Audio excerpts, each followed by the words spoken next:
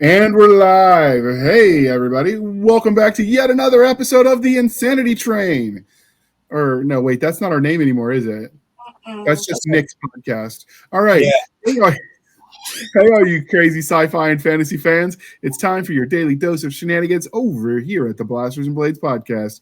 Just three nerdy veterans geeking out over our science fiction passions and fantastical fantasies. A place where magic is king, the sky is the limit, and space is the place. We are the podcast that puts the fun in dysfunction. So without further ado, we're going to let our guest, Mr. David Hensley, introduce himself to our listeners and viewers out there in podcast land. Hi, I'm David Hensley. I write science fiction and fantasy for Three Ravens Publishing, primarily in the form of post-apocalyptic science fiction with Car Wars, but also getting into some new and exciting stuff in a military sci-fi universe. So glad to be around. All right. The next part of the introduction, dear listener, is how we found them.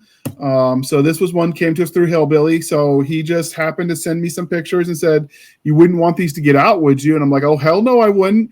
And then he's like, "So you're gonna help my people get some visibility, right?" And I'm like, "Yes, sir." And that was the end of that.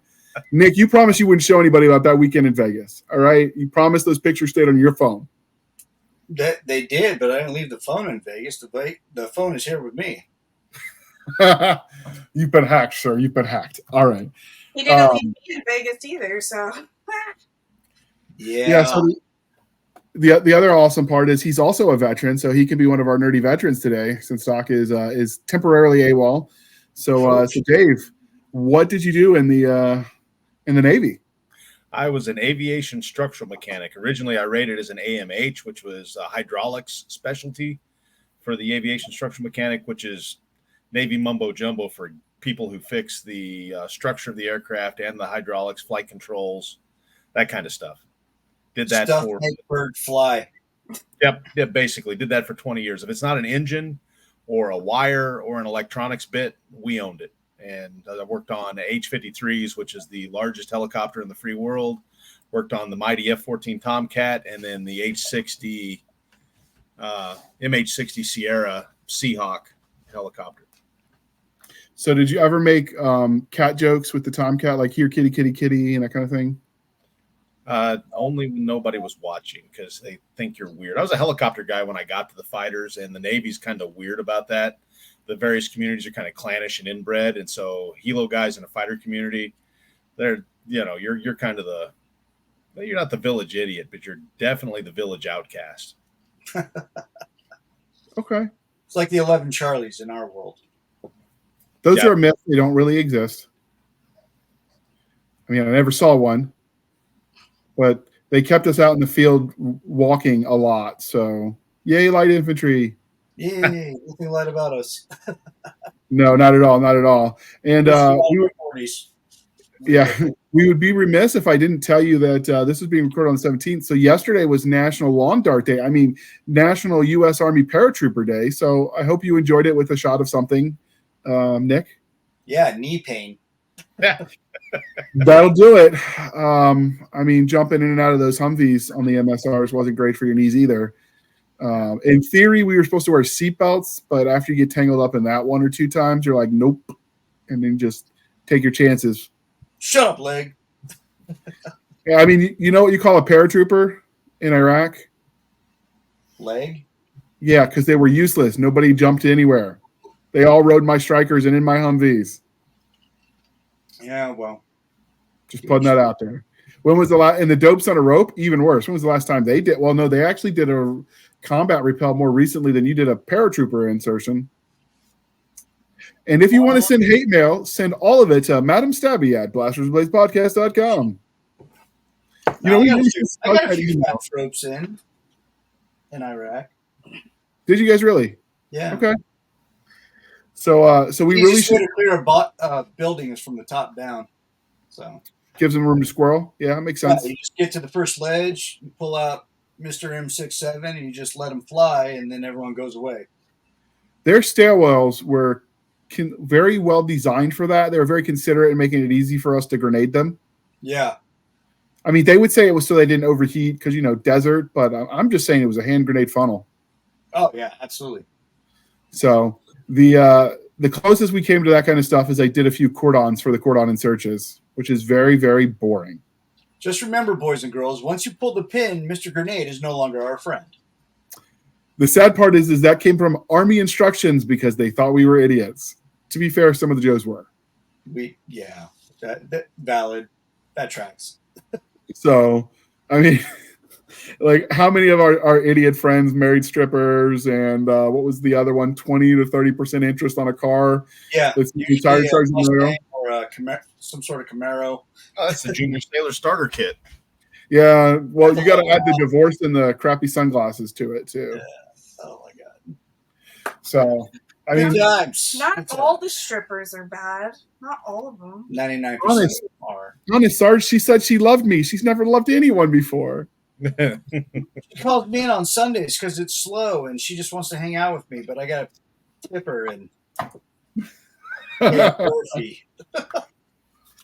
yeah, I'm just. I don't know how I lost $2,000, Sarn. I don't know. I've been robbed. I say robbed. Robbed, I tell you. So the next part of the interview requirement, Sir David, is we have to do the religion questions. Are you ready for this? Sure. No. Star Wars, Star Trek, or Firefly? Oh, Firefly. It's you.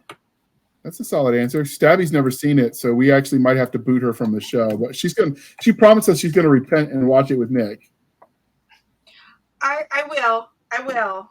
It's been a busy week.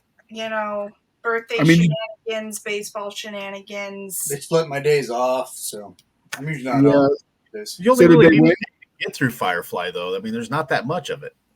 Yeah. No, this is sadly true. 15 episodes and a movie. Well, yeah. After the next question, we'll have more conversations. Yeah, that's 8 hours of my life that we got to catch up on. So because we're polytheistic here at the Blasters and Blades podcast, David, Game of Thrones, Wheel of Time, or Lord of the Rings? Lord of the Rings. There it is. Now you know why she's going to have a lot of time accounted for because she's never seen that either. Yeah, that takes more than a day. I have ADHD, Especially and if it doesn't pull me in the first 15 minutes, I will either fall asleep or I will start playing games on my phone. Once again, all hate mail is addressed to Madam Stabby at the Blaster Blade. I love responding to hate mail. I will happily respond to hate mail. We really should start that email just so we can see what kind of shenanigans people have for the fun of it. I have a feeling it'll be 50-50. Like, half is going to defend her, like, oh, I haven't seen it either. I've just played along this whole time, so people didn't think I was fucking weird. And then the other half will be like, shame, burn her. So Stone the heretic. So when I was still going through the VA process trying to figure out what the heck was wrong with my noggin, I used to play this Game of War on my phone, and that was one of the things we used to do is see who could be the most outrageous, so that way we would get the hate mail, and whoever had the best hate mail, because I think it was Line app back in the day that people were using before Slack and all the other things were around, and we would share our hate mail, and whoever got it the best got a free. Like, we all threw $1 in the pot, and then whoever won got to keep all of that in the form of like a gift pack in game. I got hate mail once from one of my comics, and it was in the form of a backhanded compliment, but it ended with, I needed to touch grass, and that confused the hell out of me. Because when I respond, I'm like, what does that mean? And they're like, we need you to touch grass. And I'm like, okay, I got that. I'm like, from the bottom. I'm like, oh! That's not nice. Oh, they were wishing death upon me. We watch Joe Bob Briggs quite often on Shudder, and he has Darcy the Mail Girl that handles the hate mail, all the hate mail, the love mail, the Twitters, everything. And I'm just over here like, But she is scientifically enhanced and beautiful. Okay. Yeah, so you're not going to get any hate mail, is what I'm saying. And you're not dressed like a pumpkin. Yeah, she does dress like a pumpkin a lot. You could be a pumpkin. Mom says, check it out. So maybe that could be your costume for the Halloween episode. Stabby the pumpkin with a knife in the part of it. Probably Michael Myers again. I mean, if it ain't broke, don't fix it, I guess. Yeah, but oh shit, I think we have a Jason mask around here somewhere too. I can always it's right behind you. change it up on people. So are you? Still required to coveralls. Yeah. So Dave, are you? Well, do you prefer Dave or David? Dave. No, almost everybody calls me Dave except my wife. As long as she doesn't call you late, Trouble. you're good. What was that? As long as she's not calling. Go ahead, Nick.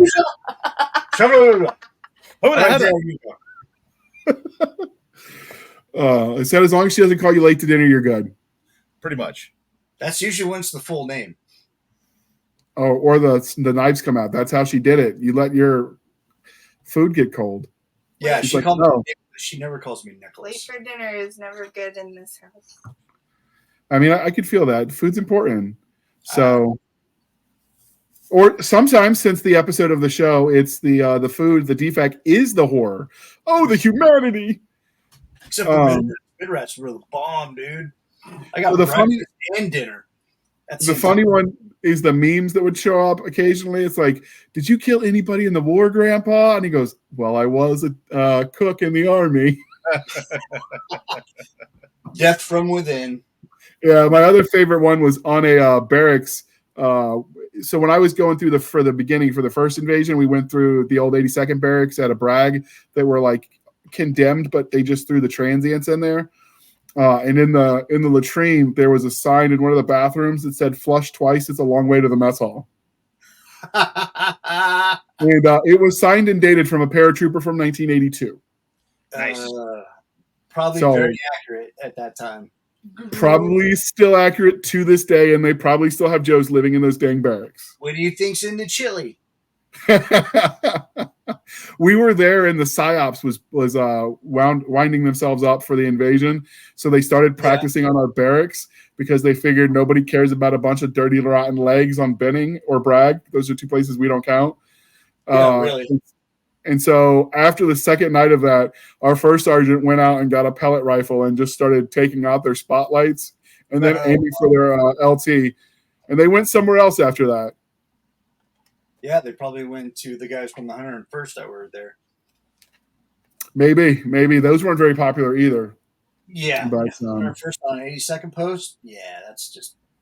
Well, I mean, they just had us all on standby for those big birds to take the ride over to go and enrich and culturally defend the freedom of other countries. To acquisition foreign real estate on behalf of the federal government. I mean, I'm just saying if we went there for oil, I didn't get any of it and I feel cheated. That's what I used to tell girls in the bar. They'd be like, hey, what do you do for a living? I'm like, I'm in acquisitions. Oh, yeah, what do you do? Well, I acquisition foreign real estate for the federal government.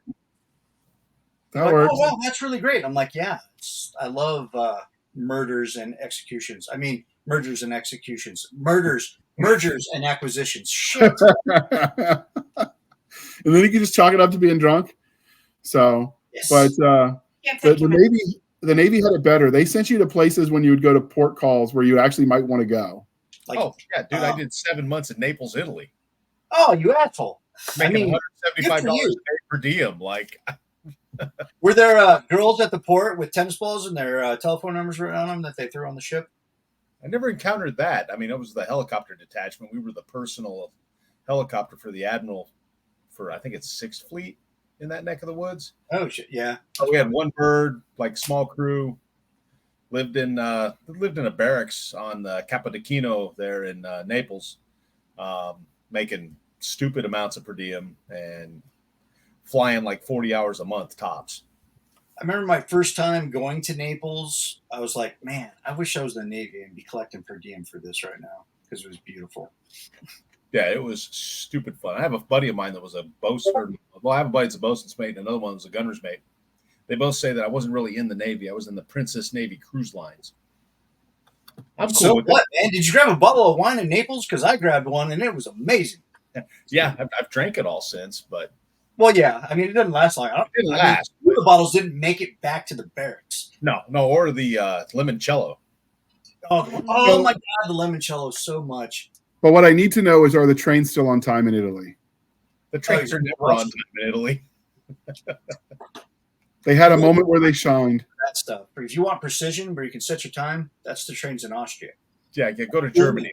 If nothing happens on time in Italy, everything happens domani, tomorrow.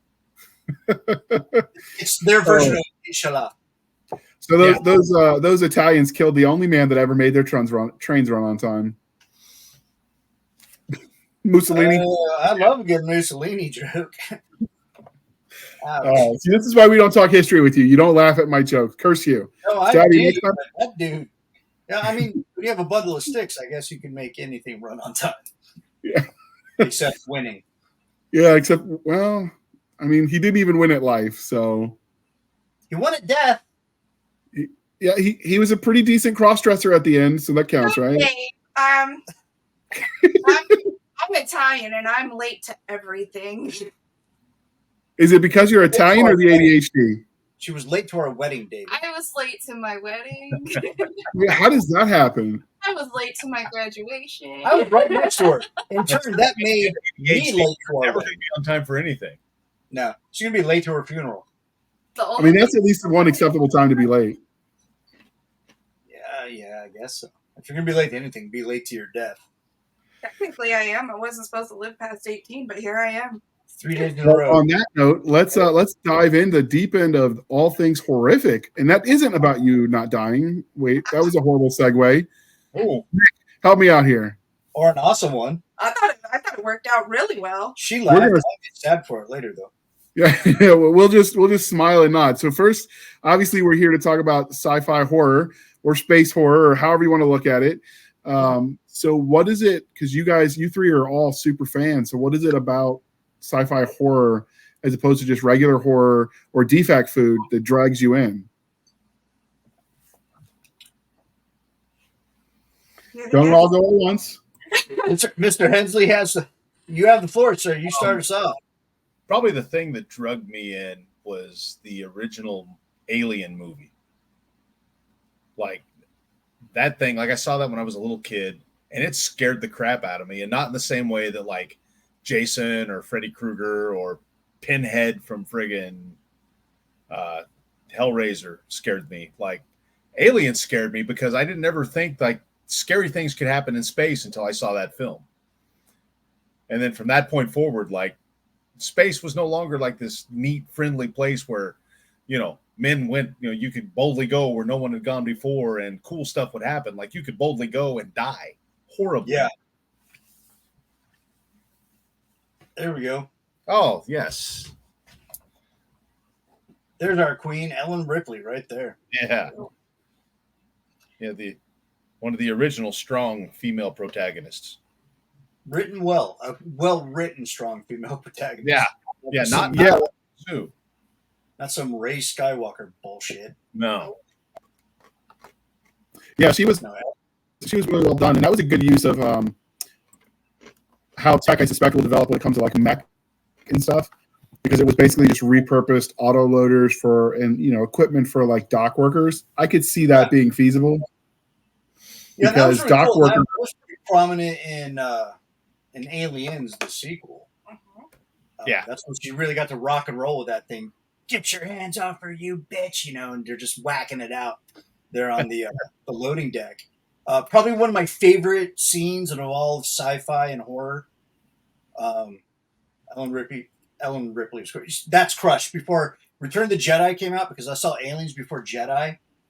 Oh, so like Ellen Ripley. Oh no, get that one off. Get the original one. Get Doug Bradley on there. What are you doing? No, I had to find ones that were royalty free, or what do they call it? Common commercial. Okay, so like, we got Event Horizon, we got Aliens, and we got Species, which is also a favorite of mine. All three are fantastic. All those are great. No Life Force on there. Life Force was probably the first before Species. Scared the crap out of me because the way it just like sucked. The special effects when she took the life out of a human being. I was just like, oh my God, that's so creepy. And I didn't sleep for like weeks. It was great. But that's not on here. But Species was also cool. I think, yeah, but the idea. Go ahead, Sabby. I was going to say the idea of how the species affected you, like how it got to you, was kind of like the height of creepy for young men. And when I first saw that, I was going through puberty, so that created a lot of sexual confusion when she was like morphing in between human and alien. So I'm like, if the alien species shows up here, I'm probably going to try and get laid. I mean, you and the entire U.S. Marine Corps. And the Rangers. All hate mail, once again, is addressed to Madam Stabby Stab at blasterandblades.com. I mean, you gotta think about it this way. When it comes to slashers, that's the guy next door, the guy across the street, the guy down the street, you know. It's very close to home, and it kind of tells you what to look out for. But when it comes to sci-fi horror, it's the unknown that you have to look out for. And I think that's what makes it a little bit scarier, is you don't know. You don't know if the aliens in space are like Alien, or if they're like Predator, or if they're like both. Or E.T. Or E.T. You know, are they friendly? Are they evil? And I think being from Las Vegas, one of the ones that kind of caught me off guard, and it was a comedy. Paul? Nope. Mars Attacks. Oh, shit. I mean, and the whole time everybody's like, yeah, we come in peace, and then all of a sudden the Las Vegas Strip is being blown up, and you're like, but that could happen. But could it happen? But would it happen? And it kind of makes you really start thinking about it. And it's like, it goes from being this goofy sci-fi thing to, well, crap, I live in Las Vegas. That's my and bad. it changes so your are whole you thought saying process. there's a good chance that you are an alien and I, in fact, married one? Because that would make a lot of sense. You'll never know. No, I know. I know. Well, if we're going to stick on that whole conversation, as we were in the Uber yesterday and I was talking to the kid. That's why I tipped him extra, because he had to bear witness to the crazy, stupid conversations we have in the back of an Uber. I was discussing with the kid that you can't always have a one-track mind. You kind of have to think about the different ways that it can branch off. And he's like, no, what if, like, you know, God is God and God created us? I was like, well, that would be pretty ignorant, or not ignorant of us, but I just lost my mind. I don't know. I stopped listening at that point in the cab. Arrogant of us to think we're the only people in the universe. Be an awful waste of space. Awfully. Right. Not just ours, but other galaxies that are out there. There's Tell other me you suns. never played Assassin's Creed without telling me you never played Assassin's Creed. So as I was speaking to him, he goes, well, Mom, what if we are the aliens and we were put here by the mother alien? And I'm like, once again, tell me you never played Assassin's Creed without telling me you never played Assassin's Creed. well, he's 13. But I'm explaining to him that, you know, we could be the aliens. And in that case, our whole thought process on God would make God the mother alien. And here we are. And the whole rest of the car ride was about if angels that people see are actually aliens, or aliens that people see are actually angels, and or they're just crazy, vice versa, or you're just crazy. And it became a whole conversation. That is an interesting idea, maybe for a topic for another day. But you mentioned Ack, and I just thought that was funny because I actually let that inspire one of my covers for one of our anthologies that Jamie Glover made. Yeah, legit. I got it on the screen. Yeah, that was inspired by it. I love that. That's I love it. Yeah, I learned the hard way with Glover that when he said, "What's your concept?" and I jokingly throw that out, like he would turn it into awesomeness.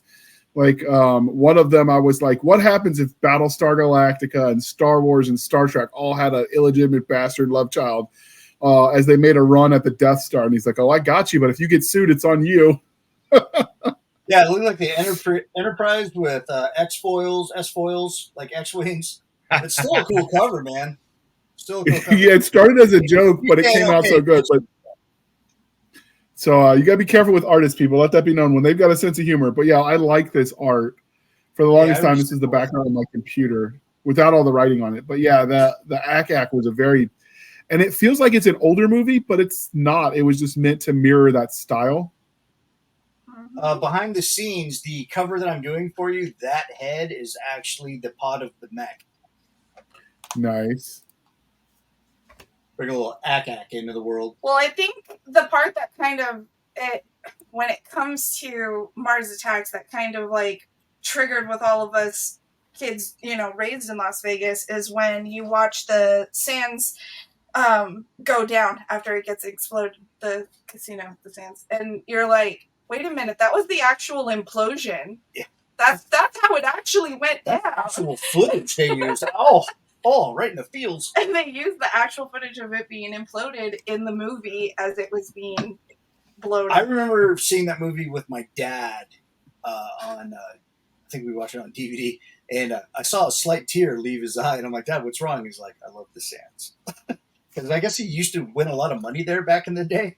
The sands and the dunes were the two places that imagine loving a hotel and a casino and realizing that it's gone through a movie. Because that was my dad. He had no idea it had been imploded. He had to find out watching Mars Attacks. I spent my 29th birthday watching the Riviera be imploded. He's like, that's fake, right? I'm like, no, Dad, that happened. He's like, what? It's gone. Give me a hug, man. It's okay. Everything's going to be okay. We still have the Sahara. Oh, wait. Well, it's the SLS now. No, it's back to the Sahara. They just reclaimed it. Well, at the time, it was funny because it wasn't the Sahara anymore. It was the SLS, yeah. Yeah. Vegas. Missed their trip down Vegas memory lane. Yeah. That's so what is it that makes the monsters, the sci-fi horror so scary in space? I think it's the isolation. Yeah. Isolation. Like when you're on a just terrestrial area, like when there's other human beings or humanoids or something like that, there's the possibility of rescue and help. But when we start dealing with like sci-fi horror or space horror, like aliens, you're completely isolated. You're light years away from the nearest help. And I think that's what makes it scary. You take that premise of no man is an island, and you actually get to sit in that premise. And I'll go back to Ellen Ripley in the first Alien movie. By the end of it, that was it. And that creature was hiding in the escape pod. It's like you just feel so isolated. You're alone. It's just you versus the threat. And I think that makes it a lot scarier, especially when that threat has a mouth, and it's fast as a scorpion, and it's just super deadly, and it has acid for blood. It's just like everything about this thing is nightmare fuel. Well, and it's just you. And they do a beautiful job of not showing you all of the monster until way late in the film. And I think that's what made it scary, because my imagination made this thing to be a lot worse than it was. And then when I saw it, it was still as bad as I thought. Oh, yeah, it was still terrifying. I mean, the facehugger thing was bad, especially when you've seen what comes out of it, and the little thing rips out of that dude's chest and just runs off med bay. And then, from that point forward, you don't know what the hell's happening. You just know that it's bad and that people are going to die. Yeah. There is no 911. Yeah, in space, no one can hear you scream. I think that was the tagline for the first one. Not only can they hear you scream, can no one hear you scream, but nobody's coming to save you. Yeah. You either get it right or you don't. And I think that's probably what makes it the scariest thing, is because there is no one coming to save you. There's no Avengers. There's no Colonial Marines. Even in the second one, even the Colonial Marines were like, "Oh man, I don't want to deal with this crap." And no one's coming over, man. Yeah, fine, man. Put her in charge, man. Rip Bill Paxton. Dog. Game over. Game over, man. That was some of the most iconic line in all of science fiction, not just sci-fi horror. And what I loved about that is that it was used throughout the military. You didn't have to be a Marine to use alien lines. And I would hear it quite a bit. I was even guilty of saying it a few times when the mission was FUBAR, even in training. Game over, man. Game over. It's like, oh, why don't you shut up, Garber? I'm like, yo, why don't you put her in charge, man? And next thing you were popular. Well, I think, and it's funny because the one that like pops to my mind when somebody's like, we're watching a sci-fi horror movie, of course you're going to think aliens, you're going to think predators, but I really felt for the humans in Aliens versus Predators, because they got stuck in the middle of scary and scarier. Like, they had not just to deal with this one specific kind or this one specific kind, they had to deal with both of them. And even though they were still on Earth, help was still, thousands of miles away. There's nobody coming to get you. And you're sitting there. This one's trying to kill you with a mouth and a mouth. And that one, it's trying to kill you, but you can't see it. Yeah. And you're sitting there like, we are not equipped for this. Well, and I think that's the difference between horror and action adventure, right? Like in horror, it doesn't matter how competent the heroes are. Their competence does them zero good. Like no matter how good they are at what they do, the monster is going to get them. And action adventure, well, it's the monster versus good guys with superior firepower. Right. Yes. We were watching Rampage the other night with The Rock. Yes. That easily could have been a sci-fi horror film. Make a couple of tweaks in casting and tweak the script a little bit, and it would have been a monster movie, a sci-fi horror movie. But it ended up being an action adventure movie because, well, you got Dwayne "The Rock" Johnson in there, just Well, and doing gorilla sign language, and because the actual stuff that turned them into it was human created but being tested in space. Just change that to it came off of an alien spaceship. It's an alien thing. It has no human. You didn't even need to do that, and that's it. All you had to do is just tweak the story just a bit, because we had a crazy ass, creepy, nightmare fuel alligator, Lizzie. You had a wolf that flew. Ralph. You had the rat that was in outer space with spikes coming out of it. He didn't have a name. He didn't have a name. He was just a rat with spikes. Mm-hmm. You put that in any other type of, if you really tweak the script to be more sci-fi horror, it definitely would have been a great sci-fi horror. It was a good action adventure movie too, don't get me wrong. Oh, here's all my favorites. So, do you explore the space horror in any other platform? You've talked a lot about movies, but I mean, horror as a genre exists in the written word, comic books, graphic novels, manga. The novelization of it. The novelization of it. The Death Stars came from space initially and came to Earth, tortured the Native Americans, and then just every 27 years came back and fed it. What about you, Dave?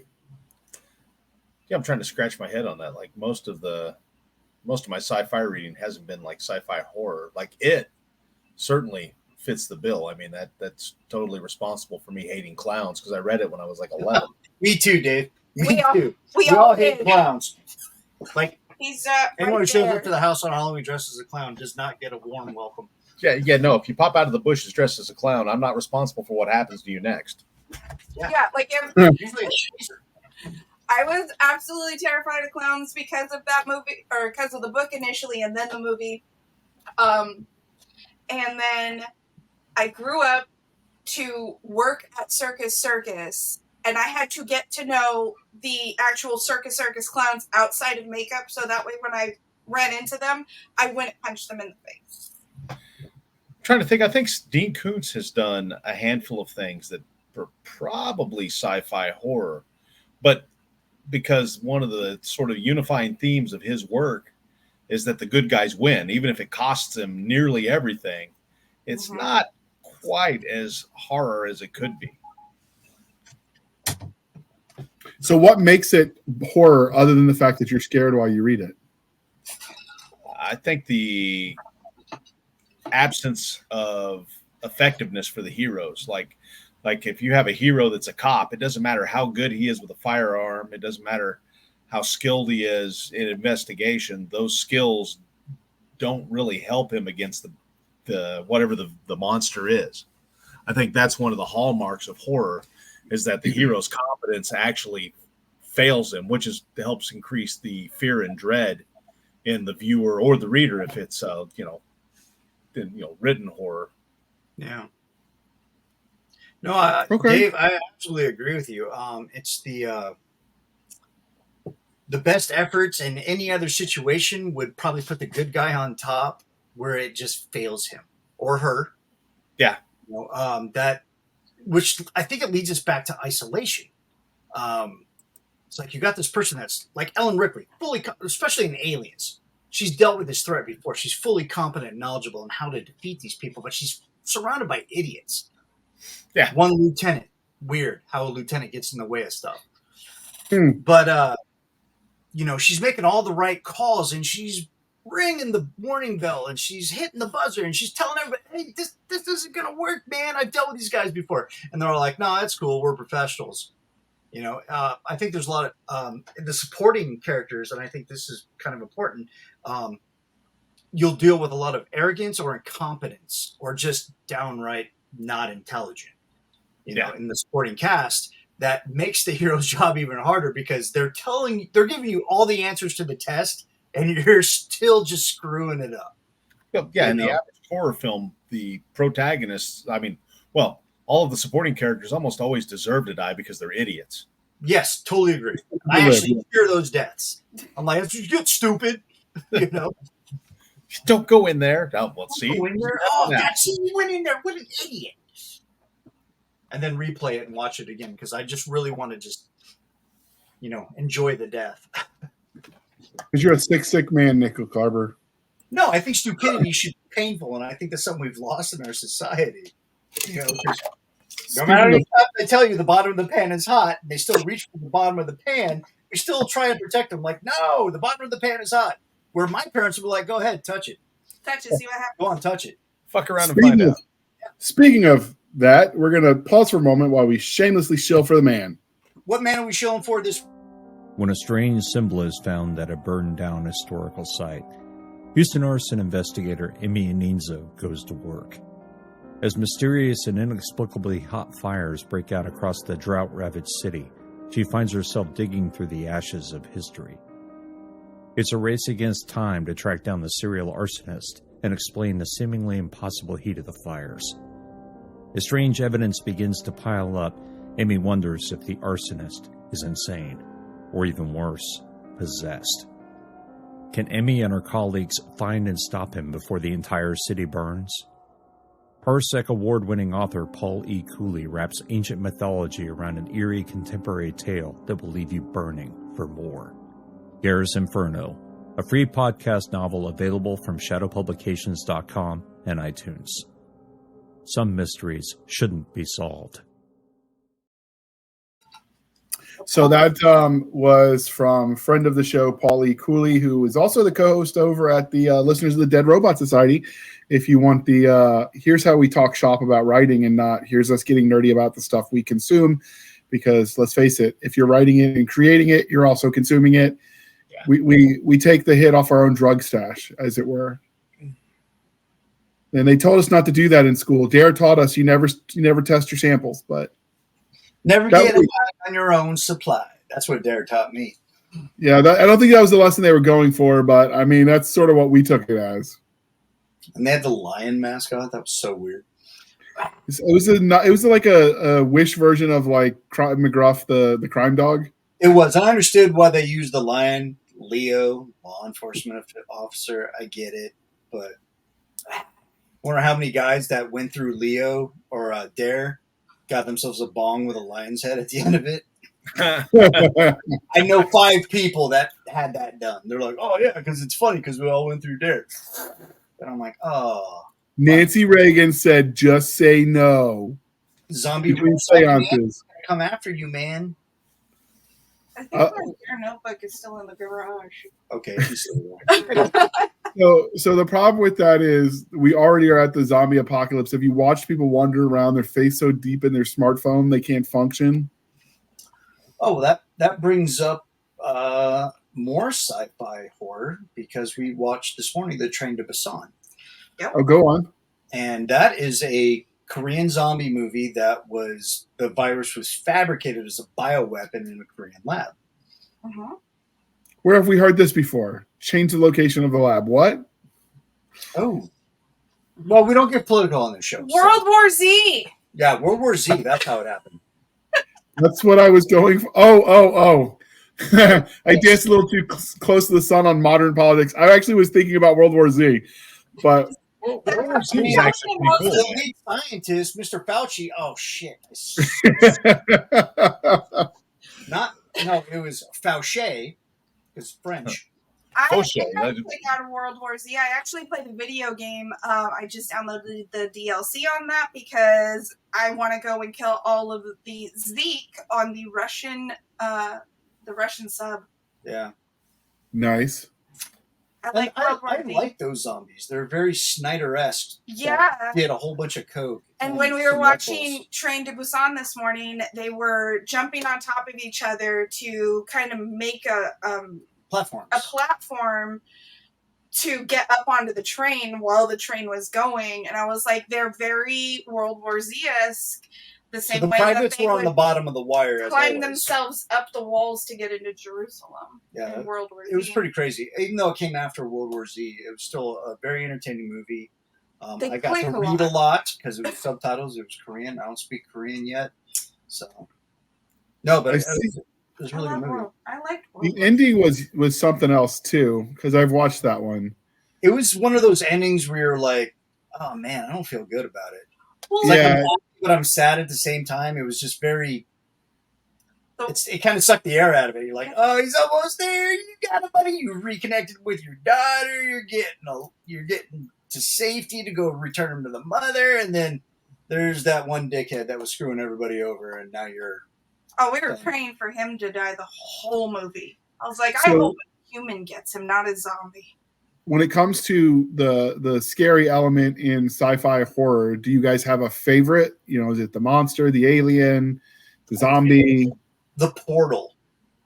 Event Horizon is probably my favorite sci-fi horror movie because it sets it all up as scientific exploration, the betterment of mankind. We're going to reach the far ends of the space and all that stuff, but we got to do it through this portal. And the more we go through, we start going from aliens to Hellraiser, another favorite of mine. And it's just a mind job, dude. You know, the special effects are amazing. Sam Neill, when he's full in his ready to go, he's very Pinhead-esque. You know, he's like this demonic professor, you know, and he's talking smart. I had to have a dictionary, a thesaurus, and like Google up when I watched it. I just think that's probably one of the most scary things about sci-fi horror. And up until that point, I thought Aliens was the zenith of sci-fi horror as far as science fiction scaring the hell out of you. Yeah, like Aliens scared me as a kid. Event Horizon scared me as a grown-up.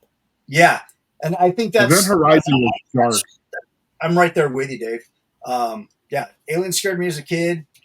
When I was an adult, a very young adult, but an adult, when I watched Event Horizon because everybody raved about it, that scared the shit out of me. Like I had nightmares for a while because I didn't know what I was into. Like I went into that movie I was thinking it was just going to be like a science fiction lost spaceship kind of movie. Yeah, not what I was expecting. Even the trailer, it gives you a head fake that you're going almost into like a 2001 type situation. Yep. You know, like I felt like I was going in there getting ready to deal with some creepy AI with Hal, or even maybe an Aliens type situation. But no, man, it brought me freaking Hellraiser in space, and that scared the crap out of me. Yeah. So, well, one of the things we'd like to introduce is Nick and I have talked offline with Stabby, chiming in that we were going to start doing retro reviews, and some of the first ones we're going to do are going to be some of the classic horror. Forbidden Planet, The Black Hole. There were space. Yeah, there was a few others, but so if you got any that you want of the classic reviews, horror or otherwise, that you want sci-fi horror, speculative fiction horror, whatever that you want us to do, dear listener, let us know. We link in the social media how to find all of us all over the place. So check the show notes. But so what are your thoughts? Because you're, like I said, you're discussing primarily horror via the movie screen platform. So jump scares, love them, hate them, or indifferent? So I think here's the thing with that. I think it depends on the situation. So they both said, you know, growing up, aliens scared them, and now it's more Event Horizon. With me, it was monsters and aliens as a kid, but as I got older, it was humans messing with things that they shouldn't be. Ouija boards and such. Not just Ouija boards, even like technology, like in Megan. Lawnmower Man. Yeah. And so I think when it comes to jump scares, I love them 99% of the time, but every now and then there's that one where I'm like, I should have known that was coming. I didn't see it coming. James Wan does those amazingly. I was just about to mention that. Like he's the skilled master of the jump scare. Yeah, because you're anticipating it doesn't come, and then all of a sudden it's in your face. And that's because he plays on the tropes. Yep. And I think the ones that freak me out the most are the ones that I know I should have seen, but I didn't. So what about you, David? Are you a fan of the jump scares? It's really hard to jump scare me. Like, it's not because I'm like smart enough to see all of it coming. It's just that I don't think I'm smart enough to be scared. Like, the stuff happens. Which one's like, worse? Yeah, I guess that should have been scary, but well, that's different. Why am like, I occasionally get jump scared, but the sci-fi stuff rarely gets me. It's more of the supernatural horror stuff. Yeah. That gets me. Like the TV series Supernatural, they've managed to jump scare me a couple of times. Oh, at least 15 times by my last count. And that was not even with the bad guys. Like Castiel jump scared me a few frickin' times. Yeah. He's the good guy. I think well, in Supernatural, were either side in the devil versus the angel story plot, either of them good, because they both came off really jerkish. Yeah. But you shut your mouth, JR. That is a fine piece of cinema. I mean, I enjoyed the season. I stopped at season 7. I probably ought to go back and finish it. I think jump scares are like seasoning when you're cooking. You can overdo it. Yeah. And it starts to get just predictable, or repetitive. it feels cheap. Like, that's all you bring to the table. But I do think adding them in on occasion, most of the time the music will give you a clue that it's coming. Yeah. If you know storytelling. It's always 3 notes. 3 notes make you a villain. Yeah, and the other part of that is those tropes that are like, the old boulder rolling down a hill after them, and for some reason they run in a straight line instead of zigging and zagging. In the horror, they always separate when there's strength in numbers. Or they open the fridge. Yeah, the behind the fridge door. Scare with the background, and then you just watch Scream. It did a lot of that. that. Yeah, that's hilarious. I was just thinking about that. But it's all the Scream is just mocking all the tropes, but it's like, that's the best part of that whole franchise. But we watched Scream 6 last night, and we've obviously already seen it. We're 200 something scary movies in for the year so far. We keep track of them to see how many we fit into a year. That's no repeats either. No repeats. But we were watching it last night, and there was one that I just completely forgot was there. And there was no background music. I already forgot it. Sure, forgot it. I forgot where they were. But we're laying there in bed, and we're watching it, and all of a sudden, he's there, and I'm like, and I was like, every time we watch this one, I forget about that one time. It always happens when I'm mid-sip on a nightcap, and now I got booze on my chest. And it's so, yeah. Like, oh, God, did it get you too? No, you made me spill my drink. But I think the best jump scares are the ones that are unintentional. Yeah. And there's a lot of those. Like, they never plan it to be a jump scare. It just kind of happens. And I'm having trouble kind of like having a reference point to that. But it has happened where I wasn't expecting a jump scare. There was no setup for a jump scare. And it was just something that was in the movie naturally through its writing. And it happened, and it scared the shit out of me. The Grudge. Oh, The Grudge has a lot of those. When do no setup. With the lighter, and she's spinning around, and all of a sudden that chick's just in her face. No, the one that got me was she's in the shower and she's washing her hair. This is the original Grudge. That's the one I was talking about. Yeah, and she starts washing her hair, and they did it again in the remake, and the hands come out through her hair, and I wasn't expecting that, and I about dropped my soda and popcorn. I was like, oh my God, that's so creepy. But Japanese horror will do that. What is unique about Japanese horror? And Dave, are you a fan? Really haven't paid much attention to Japanese horror. So I imagine there's lots of tentacles involved. That's what I thought. No. I'm a sucker for The Grudge or The Ring. Or Ring. Yeah. Okay, The Ring.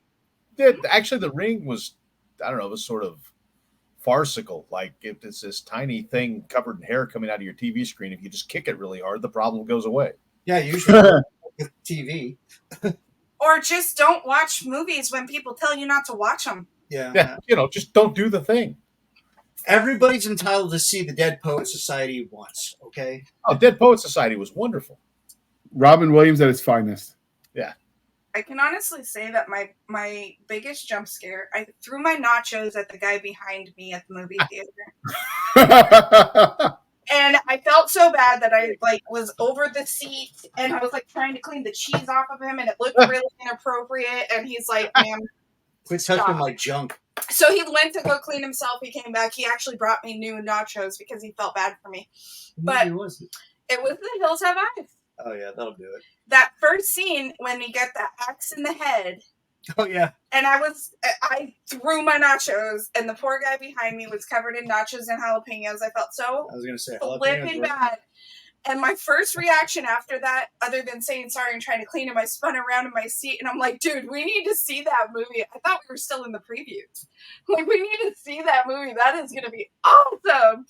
And the guy goes, you are. Now, you did something crazy like that the first horror movie we saw together. No, yeah, you didn't throw your nachos, but you made a very loud noise in the movie theater. Which horror movie did we go see? That's what I'm asking you. No, I think the horror one we went and saw was Halloween. And I think you did that. And I got up and embarrassed the hell out of you. We're going, oh, it's a first horror movie? You don't remember that? No. All right, now on Marriage Counseling with Stabby and Nick. So, do you think that some of the tropes where you do get those people that are too stupid to live, do you think that do you like that in your horror or you hate it? So for instance, when they go on the Prometheus and they see all those alien eggs and they know exactly what this alien does because they've dealt with it before and still they touch stuff. Don't touch anything. Yeah. If it's gooey, leave it alone. Yeah. It just aggravates me when the characters are too dumb to live. I mean, Larry Correia has built a fantastic career off of gathering up the ones that survive as, the MHI hires for the Monster Hunter International series that he's written. And like that I can get into. Like the survivors, like those are the ones I can identify with. But the idiots that are separate themselves from the group, that, open the door when they know they shouldn't. Like, I'll be right back. Yeah, they all deserve to die. Yeah, and what I find interesting in movies like Prometheus, these guys are all academics. They're like some of the smartest minds Earth ever shat into space, and they do the dumbest stuff. Yeah. So do you? It's aggravating because you have an IQ of 2,000. So why are you touching the goo? If you didn't bring it with you, don't touch it. Yeah, kind of like the safety briefs going out into the field, JR.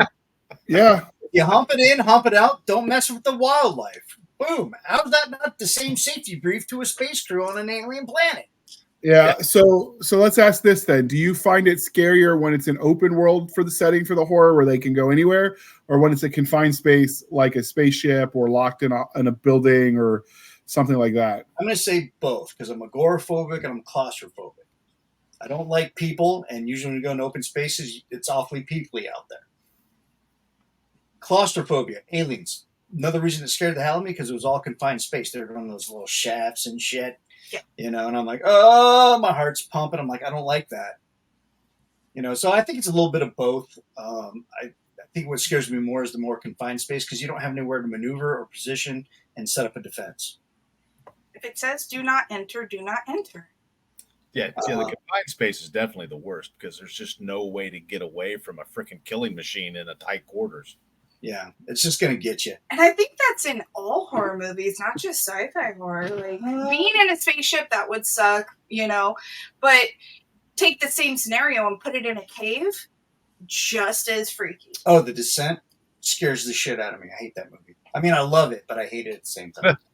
So in horror, it makes me want to pee myself. In horror with the monster, it's much like camping in the woods with the bear. You don't have to outrun and be the fastest. You just got to outrun the slowest guy. Yeah. Yeah. JR, I'm going to trip you so hard. We ever go camping and run into a bear?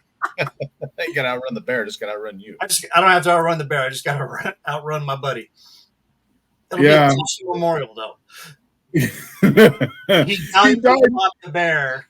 Got a He couple died good fighting damages. so we could live. What a hero! I gave them both cocaine so they can make the sequel to Cocaine Bear. So, what are your thoughts, since you mentioned Cocaine Bear, on the farcical, like where they take space or sci-fi horror and they go so like act like we mentioned, Cocaine Bear, which I don't really think it's horror, but it's kind of. It was actually it was hilarious, but it was more. I would call it more of a horror comedy. Yeah. The gore and the violence were top notch, mainly because of the stupidity of the humans wandering around. Specifically the park ranger. The park ranger, the female one, right? He ate my butt cheek. Oh, that guy, yeah, that ate my butt cheek guy. It's hilarious because it's such an absurd concept, but it's also based in reality because that did happen in Russia. Well, it's like watching Maybe. Well, which thing? any of them. No. My whole thing is you see there's something wrong with that dog. Why are you still standing there with the dog? Like, Because it's your dog, man. It's your dog. Yeah, but my dog didn't have three tails coming out of its butthole. Dude. If my dog, like I know my if I dog, woke it's up got and my one tail, it's dog above had the butthole. 3 tails, if it had tentacles, if it had more teeth than it was supposed to, my dog would be dead. Like, no. If they would have just killed it right then, It's amazing we didn't talk in depth of the thing tonight. Because It's like Dreamcatcher. I mean, with Stephen King's that's a good Dreamcatcher, one, too. like the friggin' butt weasel things are terrifying. Butt weasel? Go on. I'm intrigued. Does it? Go on, butt weasel. It's like take a lamprey eel and make it about the size of your forearm and give it extra teeth. And, well, it gets into you through the anal cavity, and now it takes over your mind. Like, that's just bad on toast. So you just described the IRS. Well done. We could do 4 or 5 episodes of sci-fi horror with the creepy crawlies like Slither. Dreamcatcher's the one we could talk for a while. Splinter. What was the other one we watched? You think Tremors is sci-fi horror? Tremors is definitely sci-fi. Oh, yeah. It's comedy. Sci-fi horror comedy. Ass blasters, come on. Ass blasters, yeah. You could do Legend. The latest Predator movie, Prey. That's sci-fi horror. Mm-hmm. That's the one where they went back to the Indians. Yeah. The best. Quiet Place. That's sci-fi horror. The best. Watched. The Faculty. That's sci-fi horror. Yeah. Oh, yeah. I mean, I already didn't trust my teacher, so the best one for the Predator was, I think it was even a fan made, where they went back like to medieval times and they're fighting like knights in armor with swords. They're pitching a sequel to Prey where, because it started out as like a meme on the internet, like most things do, like my life. Talking about a Predator in feudal Japan going up against a samurai. Yeah, Larry I'm Correa. like, oh my God, I'd watch the hell out of that. Yeah, Larry Correa already wrote that story. It's in one of his anthologies. Which one? God, I'd have to track it down and find it, but Larry writes so damn much I can't keep up. Yeah, it's hard to keep up. Okay, so I have a question. Out of all of the sci-fi horror movies Love you, Larry, that everybody has seen, what is one that you've watched but you'll never watch again? Ooh. Teeth. Oh yeah. I've never been that scared by a scary movie, mostly because the jump scare it's predictable. I think part of it is when you go in with the expectation that it's a horror and you're trying to be scared, it's almost like, you're trying to, what's that game where you try to like punch your friends just because you got to see who wimps out first? It's like that situation. What's that? Chicken? Well, there's other names for it that aren't family friendly, hence the reason I pretended like I didn't know. We'll just go with chicken. Yeah, we'll go with that. So it's one of those situations where I think when you go into horror in general, like you want to prove like you're as unaffected as the least affected person. So you kind of already harden yourselves. It's when they sneak up on you that it's about the only time. Oh, yeah. I have 2 movies. One that I watch even though I know it freaks me out, and one that I will never watch again. And the one I will never watch again is called Teeth. Yeah, it's a gross. Never. The best horror scene. It's not even really in a horror. It's in a comedy, but Major Payne, where the kid thinks a monster's under his bed, so the guy goes in there and just lights up the closet with his pistol. Oh yeah, well, It sure ain't happy. That's how you handle it. Like if they just did the stuff in the beginning, half of these horror movies, the plot's over. Yeah, pretty much. I think that's a lot of them. Like, why do you run upstairs? You know that the killer's at the front door, run out the back door. Why are you running up the stairs? Because you want to hide. Is that feeling of being underneath cover that gives you a sense of security. You shouldn't be running anyway. You should be improvising a weapon, finding cover, and then going on the offensive. Yeah, you should be Nancy from the first Nightmare on Elm Street. Yeah. She had a manual and everything. Written by a Green Beret or something. Number 5 alive. So get Johnny. get your robots to put them to work. And Johnny 5 is just a happier version of Chopping Mall. I was going to say Chopping Mall. So what are your thoughts on, do you prefer the thinking scary big bad, the inhuman, unfeeling, unthinking that just keeps coming at you, like, the hunger, the feed, whatever, or the living like a robot kind of thing coming? Which one do you think is scarier? For me, it's the robots. Yeah, that's a good one, because we start dealing with like the first Terminator. Yeah. Or Megan, I got to see Megan. I've heard good things. Oh, that you should have watched that before we did the AI episode. You'd have a lot to say. Yeah. We might have to figure out where that's at, because I think it's behind a paywall at Paramount, maybe. So I might have to look at a temporary. All my access to my streamings, just plug the shit. That would violate the terms of service. I will do a trial episode, of course. I don't care. They're raping me on the bill. I'll tell you that. So, like, I think they're raping me on the bill. I don't want to get shut down. Yeah, I think that the machine, because it's not like, at least the hunger of a creature trying to eat you because you're dinner. Like, at least it makes sense, right? Yeah, the Terminator aspect, we'll just call it that.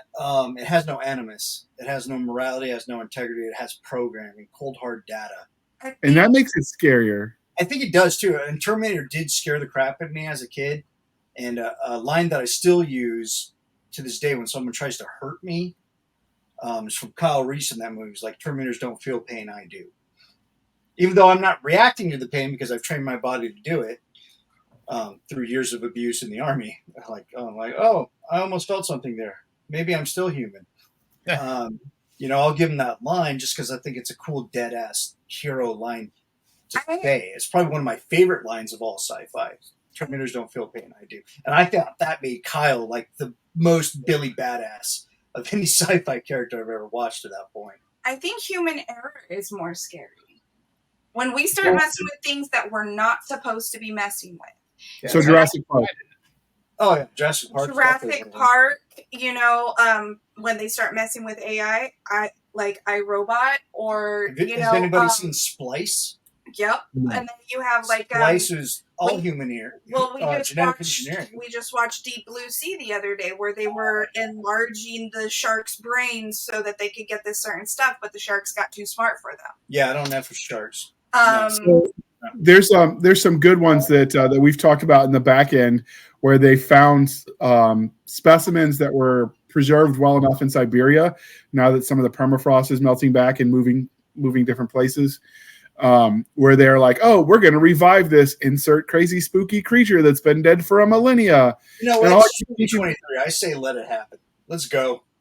And it can be something as fun as, Jurassic Park, and dinosaurs would be amazing. We'll make a theme park and they all eat you, all the way down to your robots are now keeping you hostage in your house and killing you if you try to leave the house.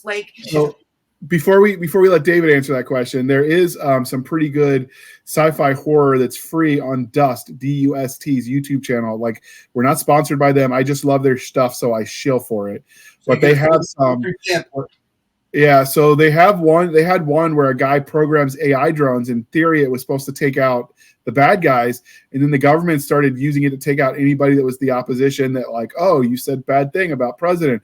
What do you know? You've accidentally died because the the drone thought you were a terrorist. The Fifth Element. What? Excellent movie. Multipass. But then she starts really looking into it and seeing that they're all just killing each other. So what's the point of saving y'all? Okay, I got a caveat to that, and it's going to go into the Marvel movies, the Avengers, Age of Ultron. Ultron was online the internet for less than 30 seconds and realized that the human race had to go. And he had mission protocols, preserve life in all its forms. And he was like, he did a 30-second calculation, like, man, humans suck. So like, you guys got to go. I'm going to drop a meteor on you. So what about you, David? Is it the flesh and blood, the uncaring horde, the sentient alien monster creature, whatever coming after you, or the unfeeling robotic terror? Man, it's like 50-50 between the unfeeling robotic and the, just the unstoppable alien killing machine. Because with both of them is the unknown, but in a, it's different facets of the unknown. Like with the unstoppable robotic killing machine, like say the Cylons from Battlestar Galactica. Oh yes, killing machines, big fan. Like they just keep freaking coming, and it doesn't. It's like Predator. It doesn't matter how tired you are. It doesn't matter how worn out you are. They just keep coming. So if you don't find a way to kill them, humanity goes. And then with the alien, the xenomorphs, like that thing's on its own freaking program. You don't know what it is, but you're on the menu. You know what? We've been talking about those two aesthetics, either the alien organic or the AI machine. But we're all we've kind of skipped over this. The removal of humanity, like the pod people. Oh, like freaking body snatchers. Dollhouse. Yeah, the faculty, the body snatchers, the removal of consciousness of a autonomous life form. You no longer are in control of your own body. It's just laid host to somebody else. I think that's something to talk about. Oh, yeah, the board for sure. That's definitely scary. I think I'd rather be killed by an alien or a Terminator than to have my consciousness removed and just watch in the back seat like a drive-in theater, my body doing shit that somebody else is controlling. All I know, I think that would scare me most than anything. Just the loss. Stargate did that really well. The loss of self when the Goa'uld, the Goa'uld, I think is how they pronounced it. But when they took over your body and then they freed them, I've lived a millennia watching whatever. Like they cover that really well, I think, in that franchise. Well, hell, that's one of the creepiest things in science fiction is the friggin' the worms in Wrath of Khan that go in your ear. Oh yeah.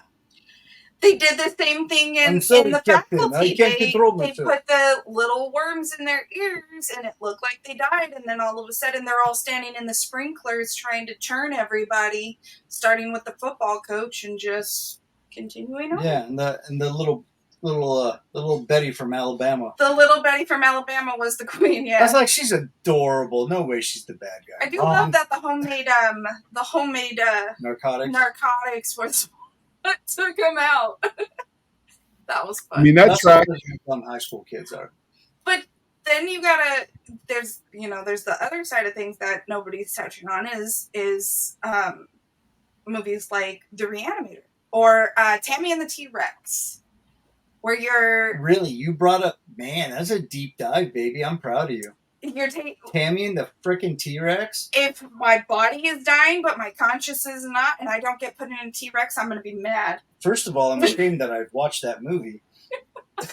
I got the reference. Have any of you watched Tammy and the T-Rex? No, I never even heard of it. Okay, so it's a horrible B movie. Some of the best movies are B movies. It was so amazing. It's Toxic Avenger level. It's so bad it's good. Toxic Avenger was awesome. What's her name? The chick from Starship Troopers. I know. And Wild Things. I know who you're talking about. Denise Richards. So it's one of Denise Richards' first films, and her boyfriend gets in a car accident. Mm-hmm. And he was working in an amusement park that had an animatronic T-Rex that was ran by a mad scientist who took his brain and put it into this animatronic T-Rex, who went trying to protect Tammy. Got to protect Tammy. Because that was his girlfriend when he died. It's so shitty. It's awesome. It's amazing. Nick Garber says, check it out. 4 stars. I love Tammy and the T-Rex. It's like Dale and Tucker versus Evil. Yeah, that's another one that's just so bad it's awesome. You're like, There's that British. errors that turn into a horror. But there you have human error, the mad scientist, you have the robot. Oh, with Tammy, you know, you have all of that Dale and Tucker was just in one movie. Horrible, and it was such a fun movie, but then you have things like the Reanimator where he's just trying so hard to extend life that he's basically making zombies. Oh yeah, So, yeah. So that touches on the whole trope of making the monster, like the mad scientist with Frankenstein. Mm-hmm. With the OG sci-fi horror. Yeah, I will say some of the older stuff can be scarier because they relied on method acting and setting the scene versus just everything's a green screen and blood and gore, which I actually find, like, one, it's kind of just classier, but also it makes it, I think, sometimes scarier. Oh, there's a couple times a year we'll watch Nosferatu, which is over 100 years old. There's it's a silent movie, but it's so well done because you have method acting, and then you have like legitimate set pieces. Mm-hmm. You know, it's just there's no CGI obviously because it was done in like the early 1900s. We do all of them. We do that one, and then we do Frankenstein. We do the Mummy. We do the Universal stuff. All the Universal ones. But my whole theory on that is, and what made like the Reanimator so good is it's the created monster. We did that. A human made that happen. Well, technically, Dr. Herbert did it, but whatever. You know what I mean. But I think that's why I keep coming back to human errors. When we mess with something we should not be messing with. I think that the science fiction horror really, especially in the literary end of the business, it gives you the ability to really explore the sort of the extremes of the human condition. On one hand, you can explore just how crappy humanity can be to one another. Right. On the other hand, you can explore just how noble and self-sacrificing humanity can be. Yeah, you can go one of either ways with that. And I think that really kind of just is a lovely commentary on the human condition. It's I always base it down to the road to hell is paved in good intentions. You know, like Reanimator is one of my favorite horror movies, and it's H.P. Lovecraft, which, you know, that just lends credence to it. But he wanted to be able to save people from death. And when he did that, he created monsters. Same with Dr. Frankenstein. Yeah. You know, he wanted to be able to beat death, not only for himself, but all of humanity. You know, all the electrical secrets of heaven, you know, harnessed in a body that I created. I mean, that speech alone in the book, you know, shows what his intentions were. But what happens when good intentions just kind of lose their shit? You know, now we got Frankenstein. We got all the creatures that Herbert West created in the Reanimator. And how far a human being that is willing to sacrifice themselves, their soul, whatever you want to put on it, to try and improve humanity. And we've had multiple of stories that just show that rarely works out. That's how a lot of the zombie movies start too, is humans were messing with something they shouldn't have been messing with. The extension of life and beating death. And it created a virus or a bacteria or something that you know brought you into zombie land. Death-O-Vangita or whatever from Teeth. Well, and then you have, you know, I hate that movie so we touched base on World War Z, but like the Zeke, they didn't want sick people. They didn't want injured people. They didn't want the people with cancer or the people with this or the people with that. They wanted the healthy ones. To prolong the virus, which was their version of life, yeah. Mm-hmm. I'm telling you, man, 5 episodes of this, we could do it. Yeah, we just got to be careful because we didn't give David any room to speak. He's just like watching the crazy train and like, what did I sign up for? Oh, no. Sorry, Dave. My bad. They're passionate about their horror. Well, yeah, we love it very much. Yeah, I'm sort of horror adjacent. Like it's I prefer to have heroes that ultimately win. And in a lot of horror, like, you know, the hero doesn't win. You know, at best, the hero survives. Yeah, it's the best we can hope for in most cases. God made it to sunrise, got out alive, never going back there again. And the stuff that I like to write, not only did the hero survive, but he's damn well going back once the sun is up to make sure the damn monster is dead. See, and I think that's something that's lacking in cinema, as far as the horror genre. That they just make it to sunrise and that's it. Roll credits. Mhm. I would prefer your version, actually, Dave, is, yeah, I'm back. I'm going to rest, refit, get a little bit of drink of water, and I'm going to go back in there and Going to shit reload. don't happen again. I That's prefer where that. you don't go, you don't die. You just go to hell and regroup. Yeah, there you go. Well, he already been through hell. They did that in Meg. A bunch of scientists go deeper than the deepest that they know. They release these giant ancient sharks, and then they have to find a way to kill them. Luckily, they have Jason Statham on their team. Jason Statham's. But, they go out and they make sure that they killed the dang shark. Because we can't let them get to shore. We can't let them get to the people. So let's take them out now. And they made sure that they killed him. And even when they, thought that they killed the biggest one, there was a bigger shark, giving you that there's always a bigger fish out there. And so they had to take that one out too. But they made sure that they took it out before they rolled credits. So would you consider monster fiction, and we'll start with Dave this time, would you consider monster fiction to be a form of sci-fi horror or its own genre? I think monster fiction's kind of, it's like there's certainly an overlap there. Like you're talking like Mary Shelley's Frankenstein. That's sort of the genesis of monster fiction, and that's certainly sci-fi horror. Lovecraft is sort of a both and, but then you can wander down into the traditional horror genre stuff like Dracula or Werewolf or The Mummy. Like that's just straight monster fiction. That's not really sci-fi. Yeah, the supernatural aspect. Yeah, the supernatural stuff is kind of its own thing. But there's no reason why you can't have sci-fi, horror, and monster fiction get together. There's a series of novels, and I forget the exact title, but they're vampires, but they're freaking like steampunk cyborg vampires. Like they've got oil in their veins, not blood, and they run around, tearing the hell out of humanity. I need that in my life. I can't remember the name of the series anymore either. It was like I bought it as an omnibus edition. Oh no! Tore through it in like a week, and then traded it in at the used bookstore for something else.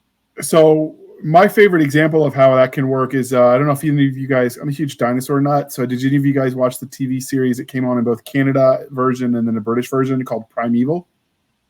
I've seen a couple episodes. Where there were time anomalies and monsters came in. They had one episode where it was like Hunt for the Red October vibes, where they're in a submarine going around, and somehow the submarine accidentally goes through one of the underwater anomalies, and they end up in like the prehistoric.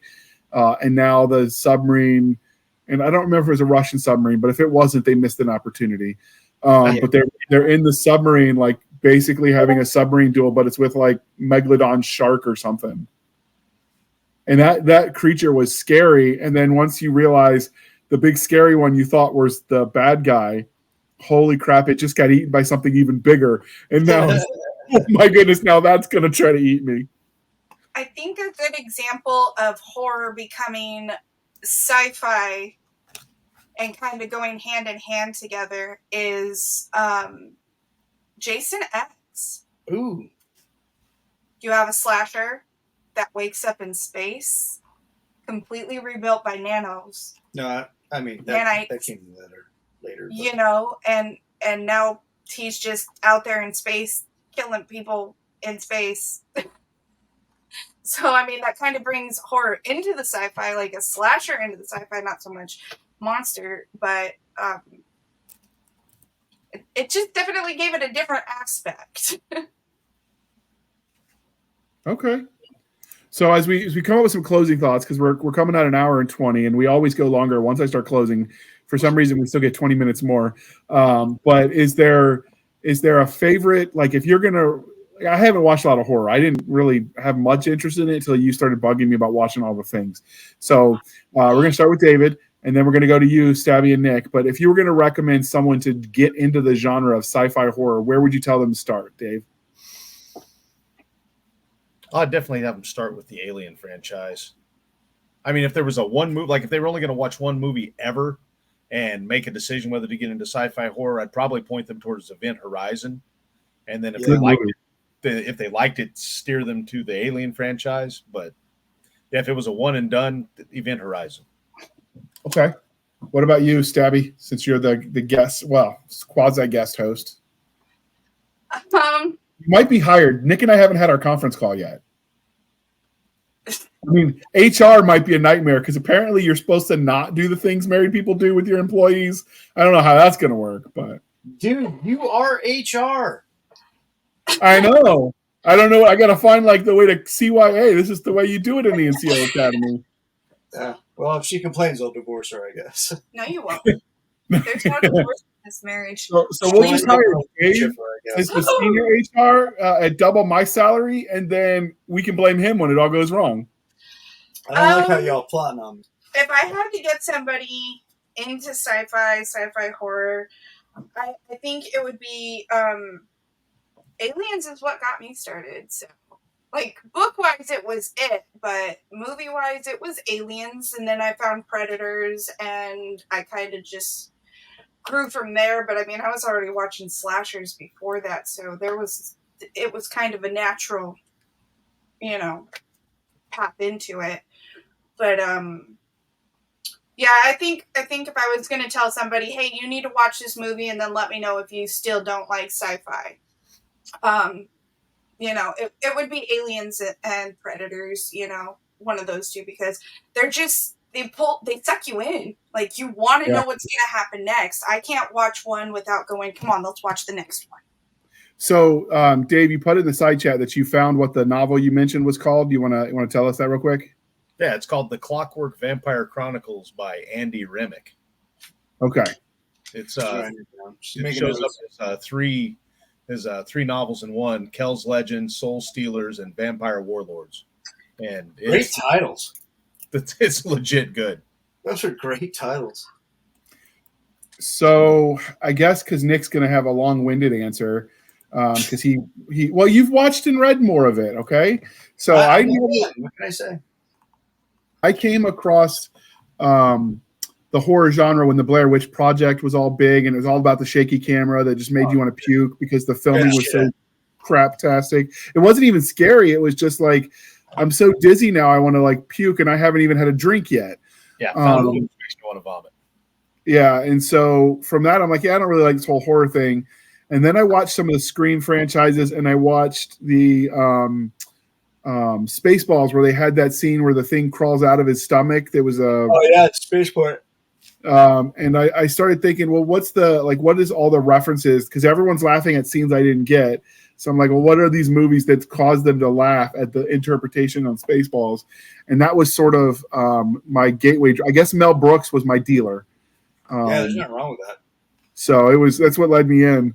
And he mocked all the things like Combing the Desert, hello, and Ludicrous Speed, Plaid Speed. I mean, what's not to love?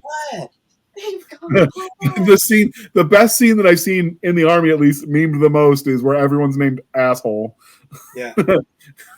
That is gunner's mate, first class, asshole, sir. How many assholes we got on this ship?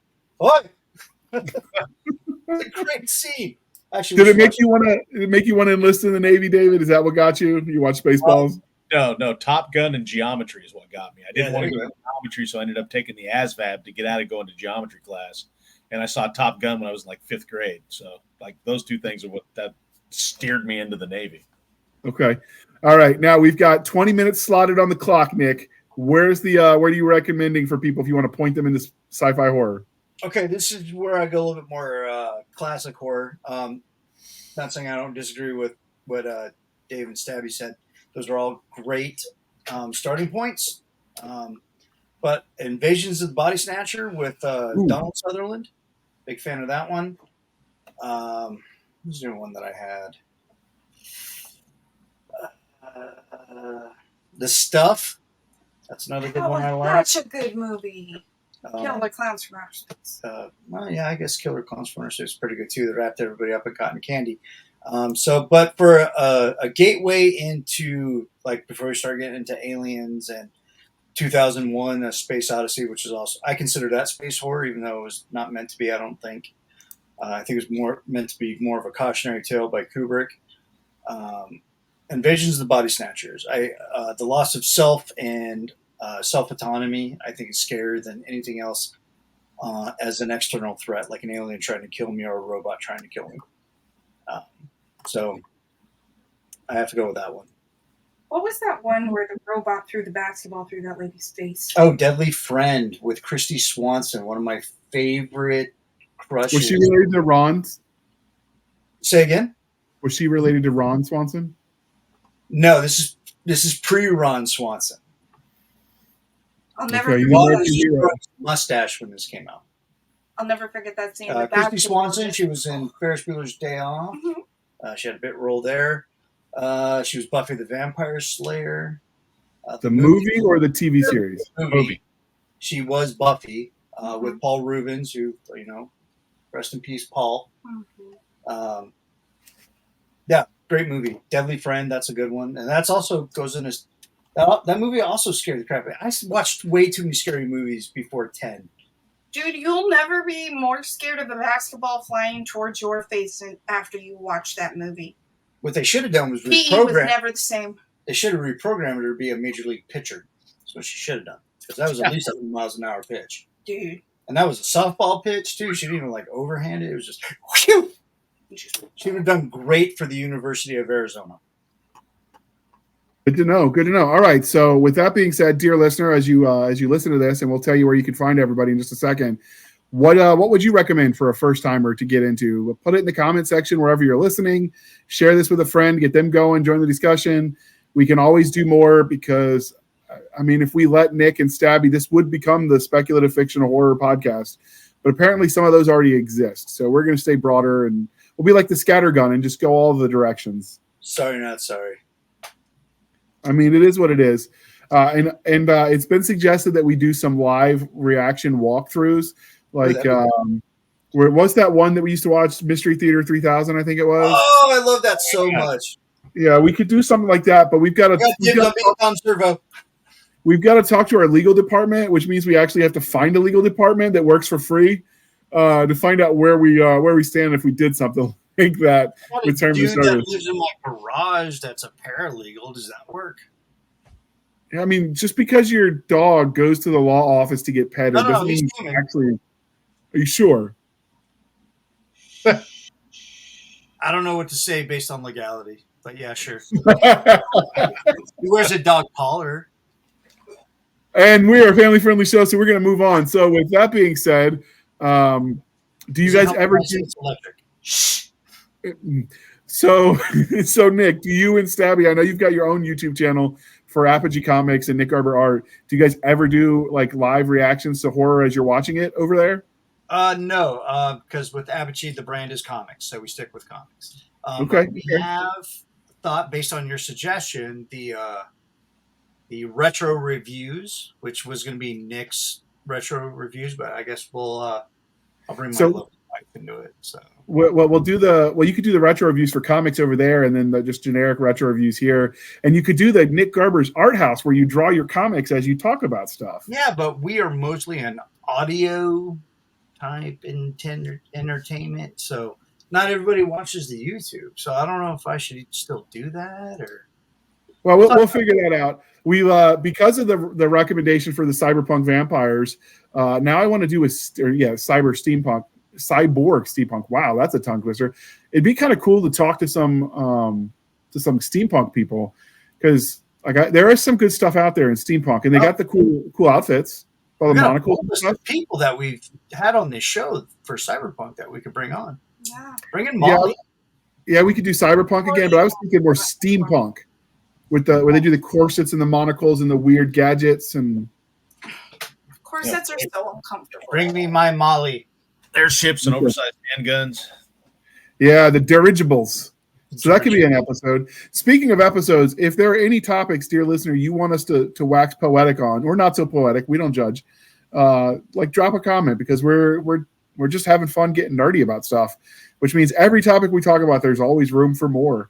I mean, like we just realized after we did the AI thing that the certain creator of TTRPGs that sounds like Wizards of the Coast just got called out on the whole AI stuff. Not TSR. No, so like we just realized like there's constantly, even as we finish a topic, like the next day there are revelations that, oh man, if we just held up a day, we could have talked about that too. So that's what we get for getting into a world that's constantly evolving and expanding. And with expanding past just doing author interviews, it's been kind of fun though, because these are the kind of conversations we were having behind the scenes anyway. Now we're just filming it. So yeah. I think the behind the scenes conversations are a lot more fun for me, honestly. This style, you like this better? Yeah, because I mean, we just kind of throw a topic at the wall and see what sticks. There is that. All right. So if we can get enough of the donations, there's some programs out there that I've got to look at buying that will allow me to shrink some of our episodes to under 2 gigabytes, so we can start putting our entire back catalog over there on BitChute, where we've got most of our audience. So if you guys want to throw some cash at the tip jar, you will help fund that. But before we go, I have to let Mr. David Hensley tell us where listeners and viewers can find him on the wild, wild interwebs. It's easy. You can find me at davidwhensley.com, all one word. That'll link you over to all the other places that I show up at.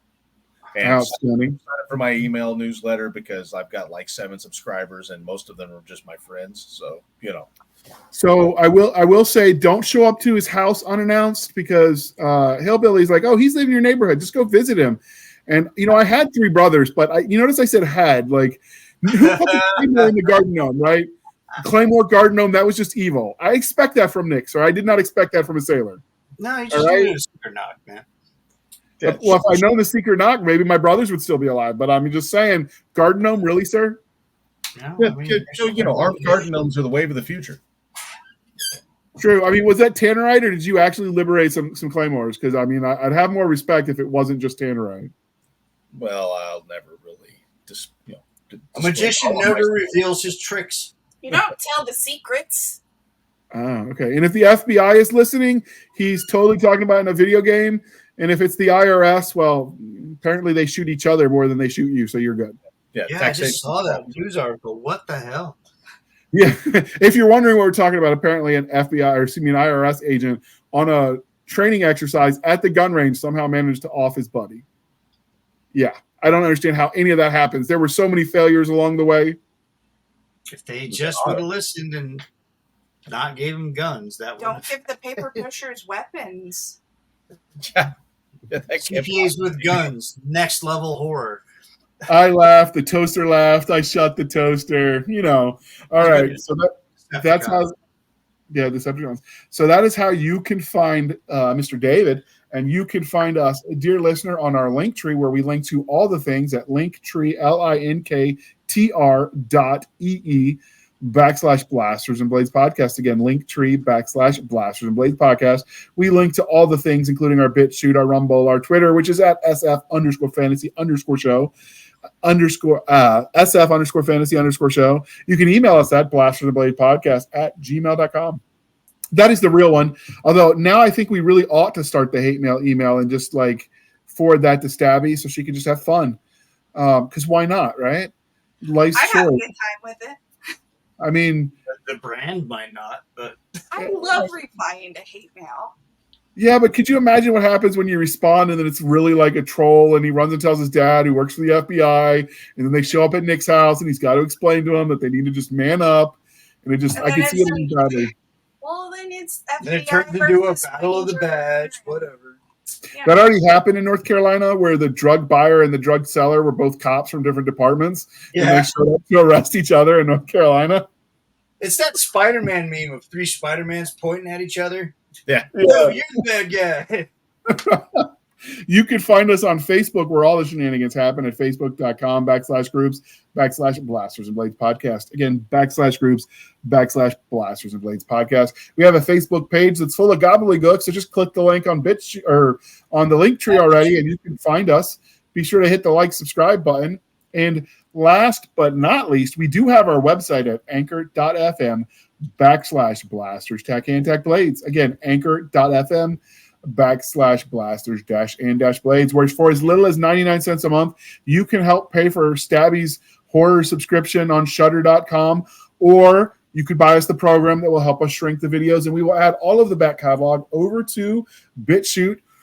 Because I don't know how to do any of the Bitcoin stuff to buy the larger access, and they've been debanked. So we've just got to shrink the videos. It's just what you got to do. Yeah, shrink them. Pour cold Or, water. yeah, don't get in the water after dark though. I heard that ends badly. Finally, you can support us at buymeacoffee.com/author J.R. Handley. Again, buymeacoffee.com/author J.R. Handley. And you can be sure to put in the comment section that it's for the podcast, and I will keep my co-hosts, Doc Cisca, Nick Garber, and Madam Stabby, duly caffeinated. They will drink until the coffee pours out of their eyeballs. Wait, Stabby, are you a coffee lady or are you a tea person? Coffee. See, I knew I liked her. Iced coffee, hot coffee, reheated coffee. Right now I got her hopped up on the Monster. Yeah, that was a monster because I'm out of iced coffee. Twisted peach. Twisted water. We'll talk recipes afterwards. I have known people that used, instead of water, they used Monster for their instant coffee. It tasted like garbage, but I imagine they were awake for weeks.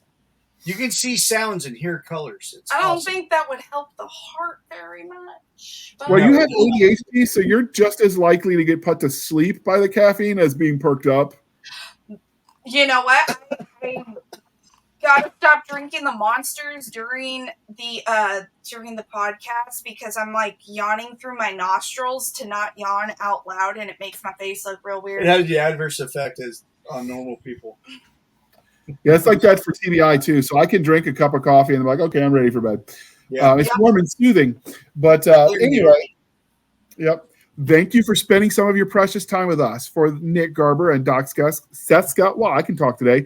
I'm J.R. Handley, and this was the Blasters and Blades podcast. We'll be back next week at the same time, where we'll indulge our love of nerd culture, cheesy jokes, and all things that go boom. Thank you for coming and visiting us. We didn't talk about The Void. I love that.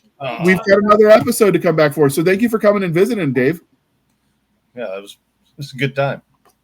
All right. Not too much, Dave. I get into horror and the mouth just keeps running. Yeah, that's what, you know what? We're just going to end it there before I get myself